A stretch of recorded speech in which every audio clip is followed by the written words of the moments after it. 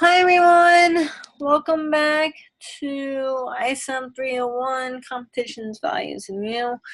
Today we are going to look at sport and political correctness.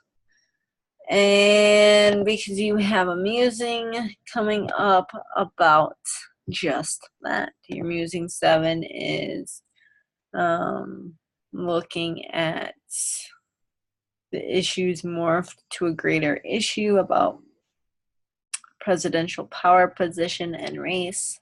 How do you see this issue? So I'm going to give you guys a little bit of background. Okay. Sport and political correctness. We are going to start out with Jackie Robinson and Branch Rickey.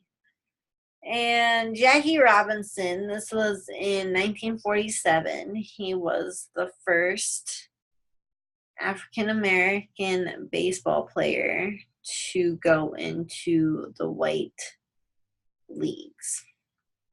So he went into the Dodgers, and Branch Rickey brought him up. And I have this really cool book. It's called Out of the Shadows. And I'm going to read you a passage from it. This book is about African American athletes, a bibliographical history of African American athletes. And so it looks at it shows these athletes, and it tells these athletes' stories. So we're going to read out of this today. Okay, so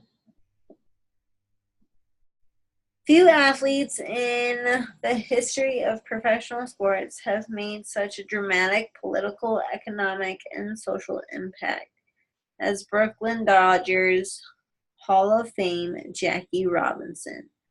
Certainly, no other athlete defined the era of the late 1940s and 50s like Robinson, a period that gave us the early stages of expansion, the initial challenge to the reserve clause in Major League Baseball, witnessed the rise of professional football as a television spectacle, and experienced the emergence of the National Collegiate Athletic Association, NCAA, into a organization.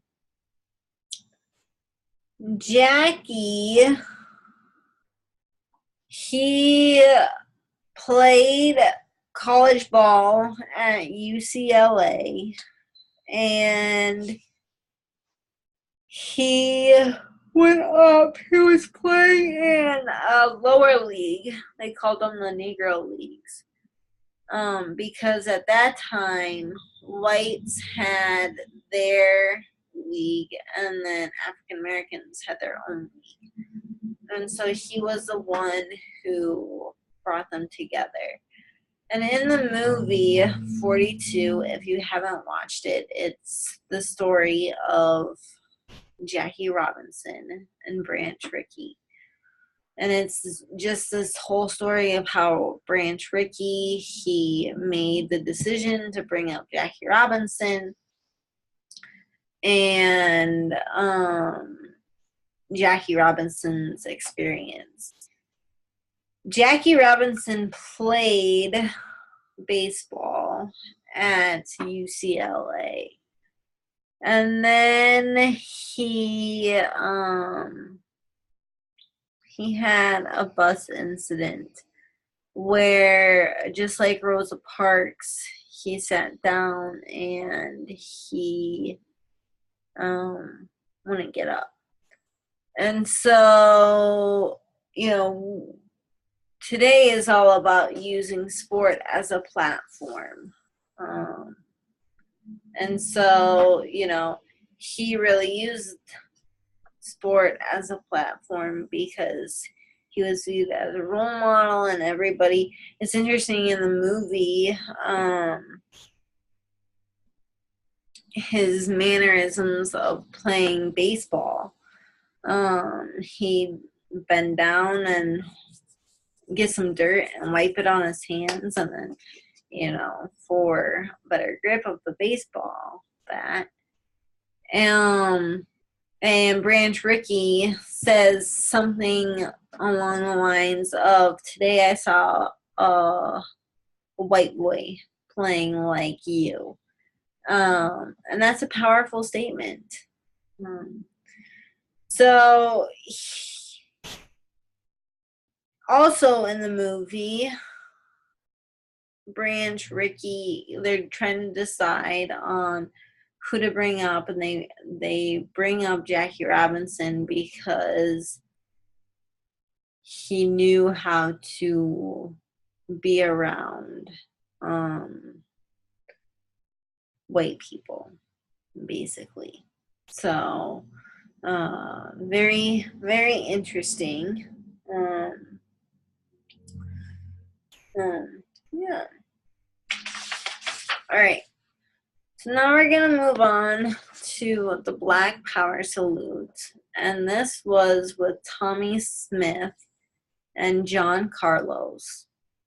And in the picture, you can see they raised their fist, the Black Power Salute, during the national anthem of the 1968 Olympic Games, which was held in Mexico City, Mexico. If this is not sport as a platform, I don't know what is. Sadly, these athletes both got their medals stripped, and I believe they both got sent home early just for doing this. But they knew the risk that they were taking. However, they should have still kept their medals, and they, this was a very hot time in America, and so it makes sense as to why they got sent home. I find it very interesting that the Olympics, and this is just my point of view, the Olympics don't want to be used as a platform, but they really are. And so, yeah. Then we have Bill Russell, and Bill Russell,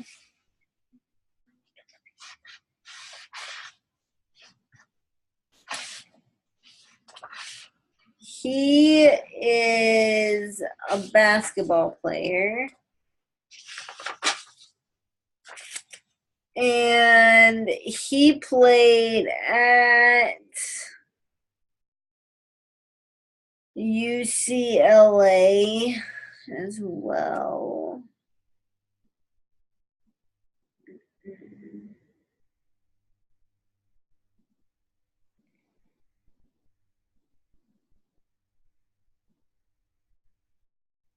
So he played, let's see here. Let's see if I have my facts right. Thought he played at, you can go away. Thank you, or not.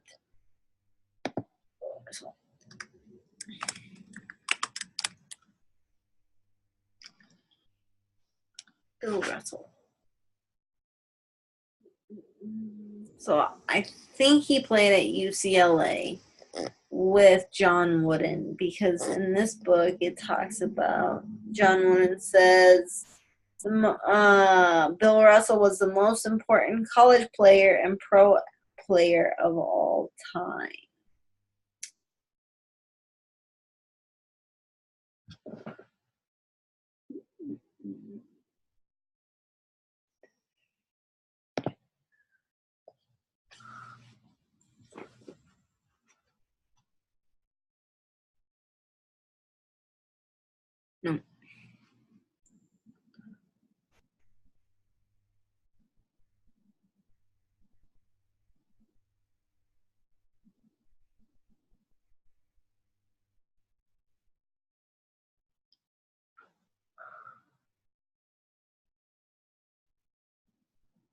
So he actually played at University of San Francisco. Anyways, and he was important because this book, it says by Smith, she writes, American sport during the civil rights era endured tremendous change in large part due to African American athletes whose success signified the shifting attitudes toward race in sport in the larger society. African American athletes who in their early years were severely constrained by Jim Crow bigotry and had not fully benefited from the 1954 Brown versus Board of Education decision. Integrated American sport with dignity, desire, and an immense amount of talent. Among these athletes, a few transformed their sport as well as the culture, social, and political landscape.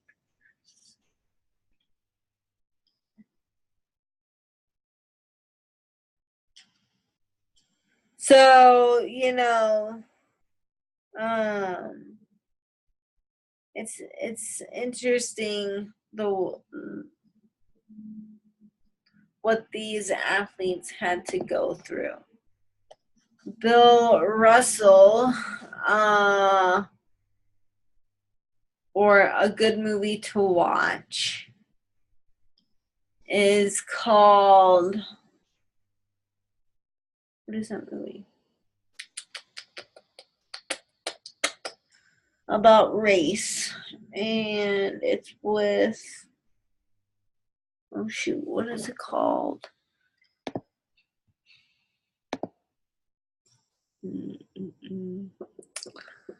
I can't even think of it. Here we go. We're gonna do a Google search. It's called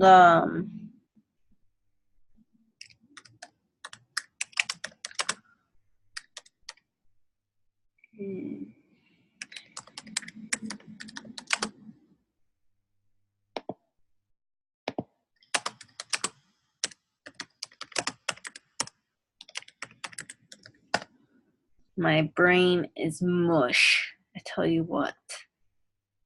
Glory Road. Glory Road is a film about how they had to integrate African American athletes, or they didn't have to, but they chose to. And this is a great movie, and it talks about all the issues in sport and with race and the integration period of time.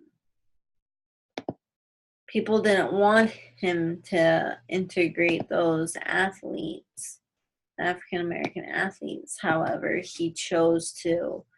And it was at a critical time that he chose to do that. So that's a great movie.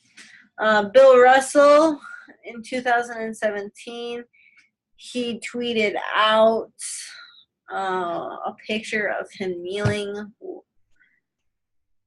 And at this point, all the NFL players were there. High school, everyone was taking a stand during the national anthem of kneeling. And so he just wanted to make sure that the NFL players knew that they weren't alone in this solidarity. Then we have Muhammad Ali, and people either see him as a hero or the anti-hero. So he came through this era of the same era that Bill Russell came through. because what I had just read about transformed their sport as well as their cultural, social, and political landscape. Muhammad Ali was one of these people. As a boxer, he involved the controversial Nation of Islam, and his subsequent refusal to serve in the U.S. Army resulted in the loss of his heavyweight title.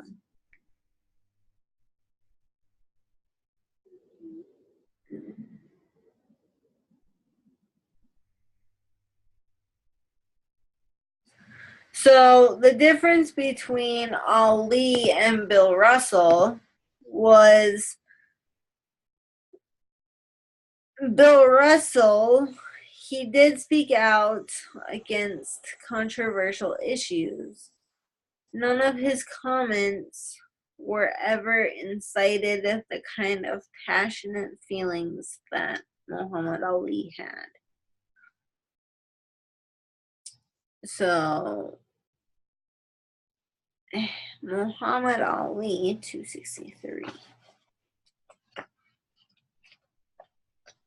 Again, yeah, I did. 263.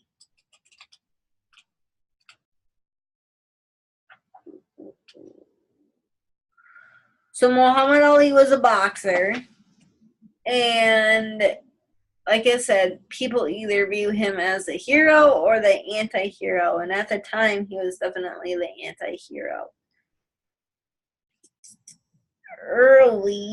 Gennard Early, in this book, he talks about Muhammad Ali, and he says, Muhammad Ali, excuse me, seemed to tower over all the other sports figures of his time.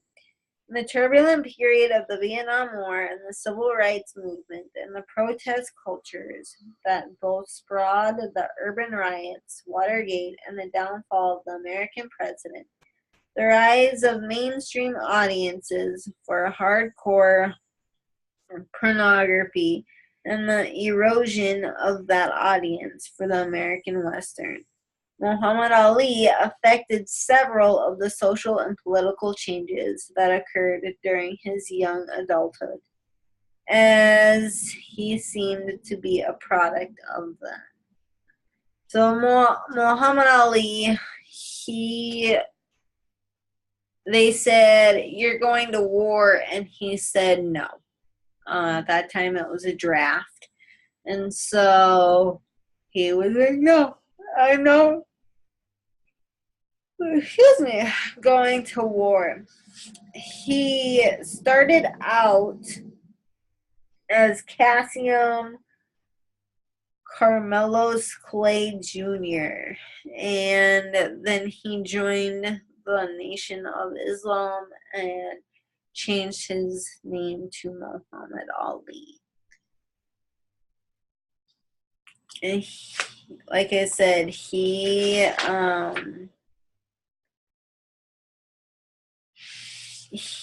was not going to, and he was vocal about not going to the war because he disagreed with it. Okay. Then we have Arthur Ashe. And Arthur Ashe was a tennis player. And he is unique because tennis, like golf, was viewed as a wealthy sport in which, or an elite sport, in which only upper class white people played it. And then there's Arthur Ashe. So in this book, Damon Thomas says, in Mainless and Civilization, A Cultural History of Gender and Race in the United States.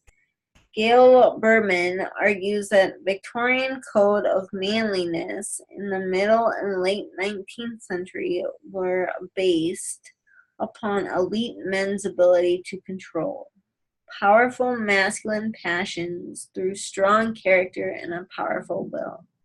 By basing Algo-American manliness on notions of self-restraint, strong character, and honorable high-mindedness, white Americans argued that they were the acts of civilization, the greatest achievement of human evolution, progress, and history.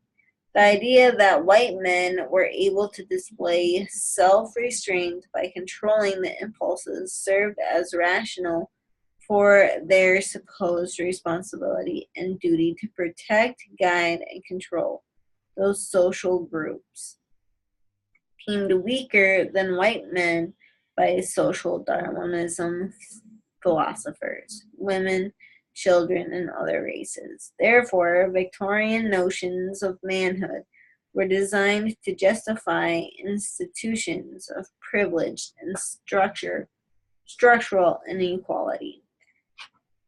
Arthur Ashe, he was the first African American to win the U.S. Open, the Wimbledon Open, the Australian Open, and the NCAA's men's single championship. So it's interesting when you read what Thomas has to say about the whole concept of white Americans. They created this sport because it would show that they have this self-restraint, and then you have Arthur Ashe. His coach,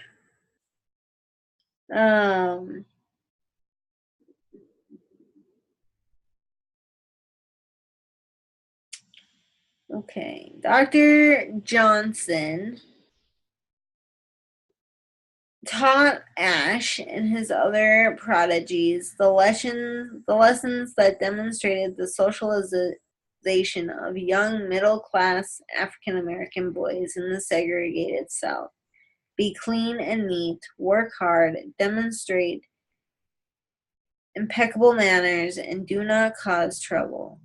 On the tennis court, Dr. Johnson taught his prodigies that their behavior had to be beyond a reproach. No racket throwing, no hollering, and no expression of discontent with the decision made by officials. Hence, Dr. Johnson taught his pupils the strokes and strategies of tennis competition, as well as the etiquette and values of the sport. Johnson advocated the need for respect and courtesy toward all tennis competitors. While respect and courtesy did not necessarily translate into victorious on the court, they were designed to win support for larger objectives, to challenge assumptions of African American inferiority, and to promote widespread desegregation and integration. And so his coach really taught him how to play a white man's game. And that's pretty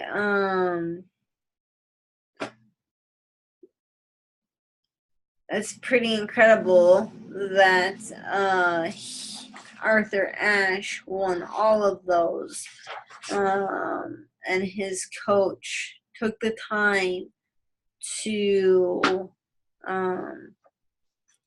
do those things for him, to teach him this white American upper class game. So Harry Edwards. Harry Edwards is a scholar, and he is a scholar. He's a sociologist scholar, sociology of sport. And he is behind the revolts of the black athlete. So he orchestrated the Juan Carlos and Tommy Smith. He orchestrated the Colin Kaepernick. And he orchestrated the Muhammad Ali, and he was behind all of this. He works for the 49ers, San Francisco 49ers. And like I said, he's a sociologist in sport. And he is, what he has to say, I will post a lecture from him. But he's pretty unique, and what he has to say makes sense.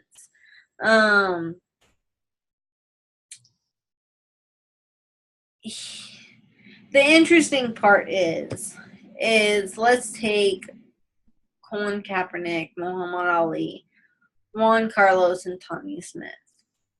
Juan Carlos and Tommy Smith, they got their medals taken away, and like 50 years later, they got their medals back, given back to them. Muhammad Ali, we talked about this, is he the hero or the anti-hero?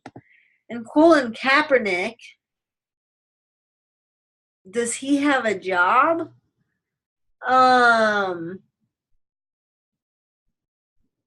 My point here is the athletes, when they use sport as a platform, they are punished.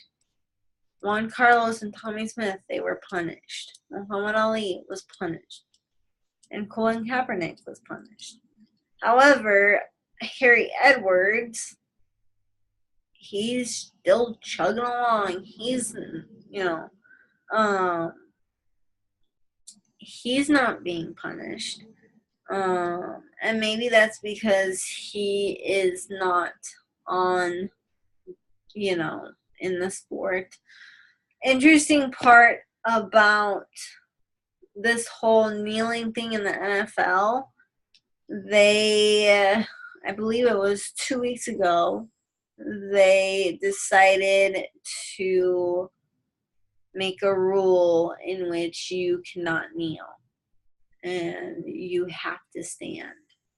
So the fans, the coaches, the players, everyone has to be standing. And so,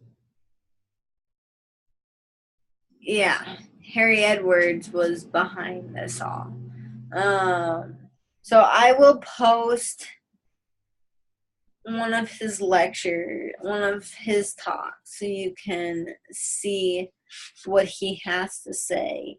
And then I will also post the reference to this book, Out of the Shadows, in which I was reading for you guys, because I believe they did a better job of describing these athletes than I could ever do.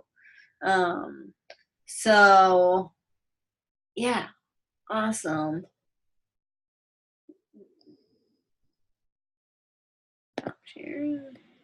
If you guys have any questions or comments, email me. Your quiz questions will probably come from this, or the PowerPoint, and then your reading. So have a good night, everyone.